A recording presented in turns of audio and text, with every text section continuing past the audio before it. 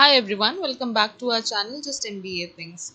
In today's session, we will be talking about SPSS and its utilities. SPSS is a statistical software that enables qualitative data analysis that will generally enrich our internship projects or research work that we do. So let's start with what SPSS is and how SPSS works. So there are three windows that are prominently appearing in SPSS. One is the data view that is open in front of us. That is more or less like a spreadsheet we see in Excel.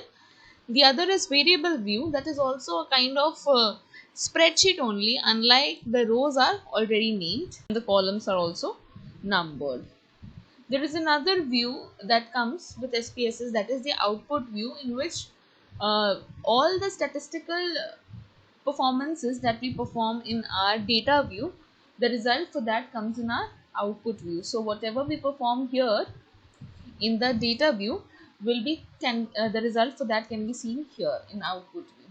So let's start by taking up things one by one. The first tab here is file. In this tab we can open new data set. We can import data from Excel, from text, from Stata, and all those things.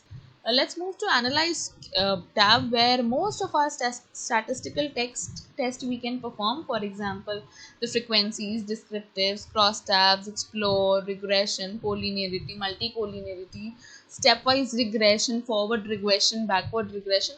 Everything that we can think of is possible from this tab only. It is one of the most essential tabs in the SPSS. Our whole process and journey of understanding SPSS will revolve around analyze button. But before understanding how to go with the computation and importing data and how to work on it, let's understand what is the crux of SPSS. SPSS is a software that does not understand alphabetical value, and it does not compute alphabetical value, it just understands numeric values. So one thing that has to be kept in mind before entering data in SPSS is that it should be either in numeric form or it should be coded.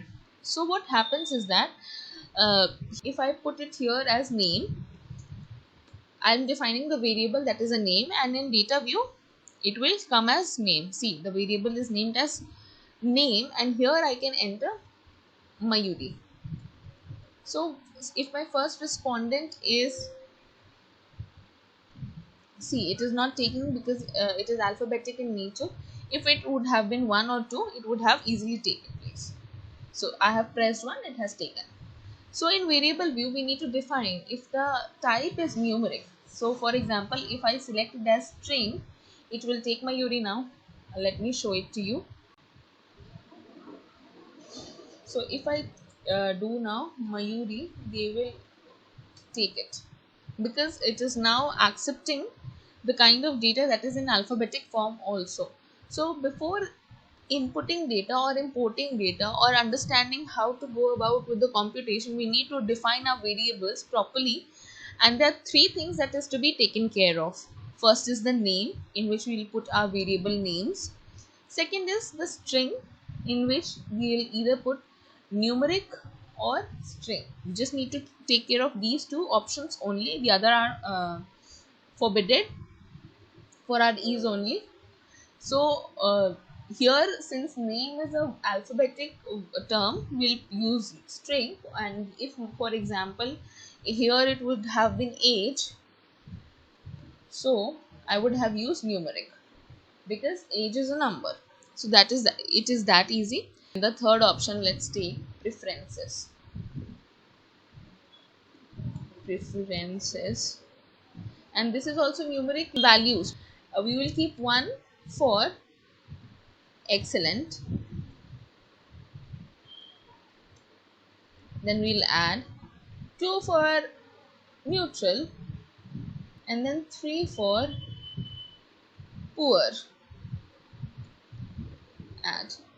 So and then we'll click OK. So when I'm entering data and I have my question is to Mayuri that what is her preference, and then she says it is excellent. So I gave her the code of 1 in my Excel sheet or from the data that I have copied from my.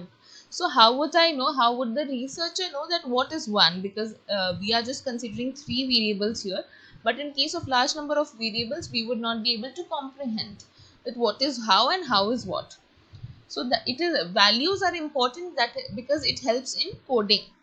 So once we have, because we are dealing with qualitative data, it is always possible that it is not in the numeric form, but we need to comprehend it. So for comprehension, we'll have to give them coding, and that coding can easily be done from values section. Here the next important thing is measure. For measure we have three scales: nominal, ordinal and scale.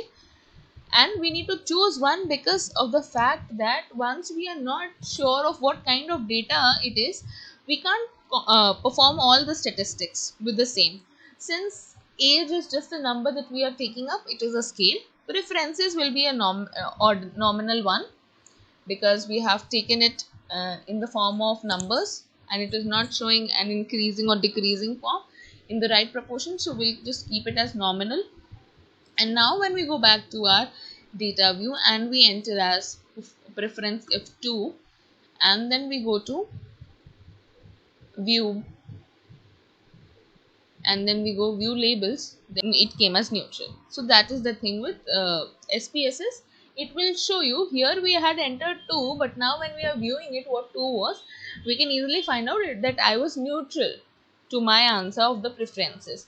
So this is just a basic thing about SPSS. What we need to do is, first, before importing the data set, we need to work on our variable view. And four important things that is to be kept in mind is the name, the type of the variable, the values, because we are doing coding, a bit of coding is also done in SPSS, and measure. So this is what SPSS is about, and once we start doing working on SPSS, we will learn a lot of new things on our own. Tutorials do help us, but then what is more important is exploring SPSS on our own. This is one of the most important thing that I felt was missing in many of the tutorial videos. So this is to be kept in mind. That is all for today's session.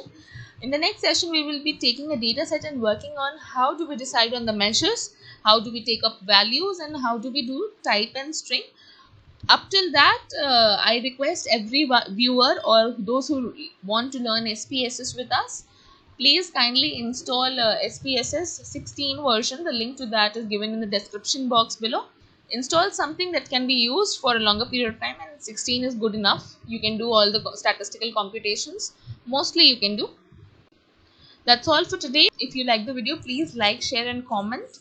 You can also follow us on our Instagram page, that is just MBA Things. You can text us on WhatsApp address that is given in a description box below. You can also write us your queries at a Gmail ID.